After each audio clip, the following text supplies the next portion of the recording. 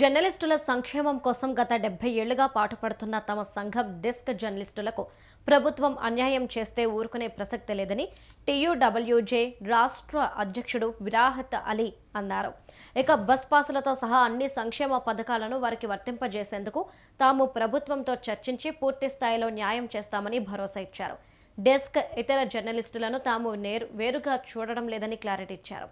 వారికి కూడా బస్ పాసులతో సహా ఇతర ప్రభుత్వ సంక్షేమ పథకాలన్నింటినీ తప్పకుండా వర్తింపజేయిస్తామని హామీ ఇచ్చారు. గత 10 ఏళ్ల కాలంలో డెస్క్ జర్నలిస్టులకు కొంతమందికి మాత్రమే అక్రిడేషన్ కార్డులు ఇచ్చారని రాష్ట్ర ఉప ప్రధాన కార్యదర్శి కల్కూరి రాములు అన్నారు. కానీ ఇప్పుడు తాము డెస్క్లో పనిచేసే జర్నలిస్టులందరికీ మీడియా కార్డులు అందించేందుకు కృషి చేస్తామని ఆయన స్పష్టం చేశారు. ప్రతి ఒక్కరికి హెల్త్ కార్డుతో పాటు ఇతర సంక్షేమ పథకాలను వర్తింపజేసేలా కృషి చేస్తామన్నారు. హైదరాబాద్లోని బషీరాబాద్ ప్రెస్ క్లబ్లో జరిగిన టీయూడబ్ల్యూజే రాష్ట్ర ముఖ్యుల సమావేశంలో యూనియన్ రాష్ట్ర ప్రధాన కార్యదర్శి రామ్ నారాయణ, రాష్ట్ర ఉప ప్రధాన కార్యదర్శి కల్కూరి రాములు, రాష్ట్ర నాయకులు పాల్గొన్నారు.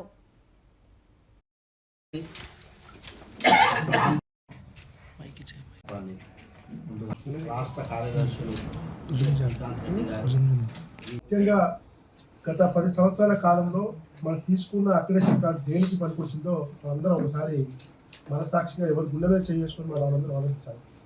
తెలంగాణ రాష్ట్రం కోసం అనేక ఉద్యమాలలో పాల్గొని యాజమాన్యాలు ఇబ్బందులు పెట్టినా మన రాష్ట్రం మన కోసం పోరాడుతున్నామని చెప్పి పోరాడి తెలంగాణ రాష్ట్రం సాధించుకుంటే కేవలం అక్రిడేషన్ కార్డు ఈరోజు జేబులో పెట్టుకొని తినడానికి తప్ప పనికొస్తామని.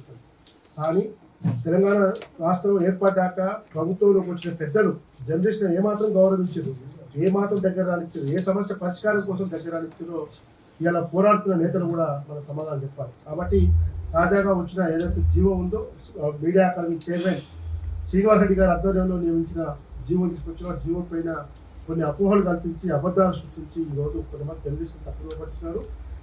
ఆనాటి ఏపీడబ్ల్యూజే కానీ ఈనాటి టీయూడబ్ల్యూజే కానీ ఏనాడు కూడా ఏ ఒక్క జర్నలిస్టుకు అన్యాయం జరిగినా ఊరుకోకుండా జర్నలిస్టు పక్షాన్ని నిలబడి పోరాడుతున్న సంఘం టీయూడబ్ల్యూజే. కాబట్టి నేను కూడా చాలా మంది ఎలక్ట్రానిక్ మీడియా మిత్రులు కానీ, ఫోటో జర్నలిస్టులు కానీ, ఇంకా చిన్న తరహా భద్రత పేపర్ మిత్రులందరూ కూడా ఈరోజు మన యూనియన్ పట్ల ఉన్న విశ్వాసము, దానికి నిబద్ధతనే ఈరోజు ఉన్నది. కాబట్టి ఖచ్చితంగా మా పెద్దలు విరాహత్ అలీ గారు, రామనారాయణ గారు ఇప్పటికే చాలా విషయాలు చెప్పారు. ఆ జీవోలో ఉన్న ఇబ్బందులు ఏంటి, మేము ప్రభుత్వం దృష్టికి ఏ విషయాలు తీసుకెళ్తాం, ఆ ప్రభుత్వం దృష్టికి తీసుకెళ్లి ఏ విధమైన విషయాలపైన విజయం సాధిస్తామనేది కూడా ధీమాతో నమ్మకంతో చెప్పారు. కాబట్టి భవిష్యత్తులో ఖచ్చితంగా డెస్క్ జర్నలిస్టులే కాదు, ఏ జర్నలిస్ట్ అయినా సమస్య ఎదుర్కొంటే అది టీయూడబ్ల్యూజే పరిష్కారం చేస్తుంది తప్ప వేరే యూనియన్లతో కాదు అనేది మాత్రం స్పష్టంగా అందరూ తెలుసుకోవాలి. ఇప్పుడు 10 ఏళ్ల తర్వాత 10 ఏళ్ళు అధికారాన్ని అనుభవించి 10 ఏళ్ళు పదవులు చేపట్టి ఇప్పుడు ఏదో జీవో తీసుకొస్తారు, జీవో మీద రాతాంతం చేసేందుకు బయటకు వచ్చి ధర్నాలు రాయించడానికి చేస్తున్నారు.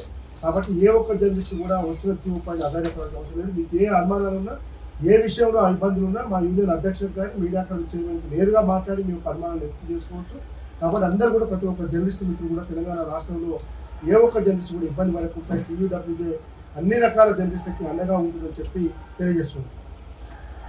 ఇవాళ ఈ ప్రెస్ మీట్ నిర్వహించడానికి ముఖ్య ఉద్దేశం ఏంటంటే జీవో 252 పై కలజడి, ఆందోళన, అభ్యంతరాలు ఇవన్నీ జరుగుతున్నాయని మా బాధ్యతగా ఈ రాష్ట్రంలో అత్యధిక జర్నలిస్టులకు ప్రాతినిధ్యం వహిస్తున్న సంఘంగా మేము ఆ జీవో మీద మా స్పందనని కూడా తెలియజేయాలనే ఉద్దేశంతో ఇవాళ మేము ఈ ప్రెస్ మీట్ కార్యక్రమాన్ని నిర్వహిస్తున్నాం.